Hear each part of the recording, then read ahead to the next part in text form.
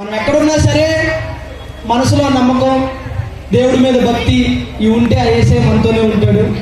So నేను చర్చికి అసలు నాకు తెలిసి ఒకసారి 2 సార్లు వెళ్ళుంటాను. బట్ మా ఇంటి పక్కనే చర్చ్ ఉండడం వల్ల నాకు మీరు పాడే పాటలన్నీ వచ్చు, మీరు చదివే వాక్యాలన్నీ వచ్చు, మీరు చెప్పేవన్నీ కూడా నాకు వచ్చు.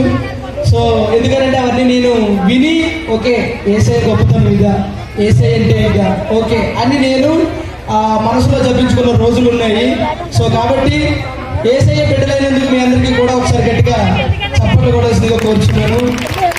సో బాబు కూడా మంచి మంచి వాక్యాలు చెప్తాడు. బాబు నీ లైఫ్లో జరిగిన ఒక వాక్యం చెప్పి వాళ్ళందరికీ కొంచెం బోధించాల్సిందిగా కోరుచున్నాను.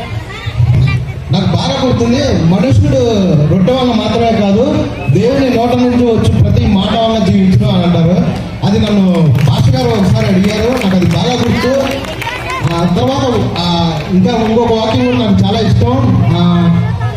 అదేంటంటే అది వచ్చిన నేను కరెక్ట్గా చెప్పలేను, కానీ అదేంటంటే అమ్మా, దేవుడు లోకంలో ఎంతో ప్రేమించడం కాగా ఆయన తన అద్వితీయ కుమారునిగా పుట్టిన వాణి అందు విశ్వాసం ఉంచినట్లు ప్రతి వాడులో నశించగా నిత్య జీవం పొందినట్లు ఆయన్ను అనుగ్రహించదు. ఇది నాకు బాగా ఇష్టమైన వాక్యం. నేను ఎక్కువ చదువుతూ ఉంటా, బట్ ఏ వాక్యం ఏంటో తెలియదు. ఏమన్నా మిస్టేక్స్ చదివితే ఐఎమ్ సో సారీ అండి. So thank you.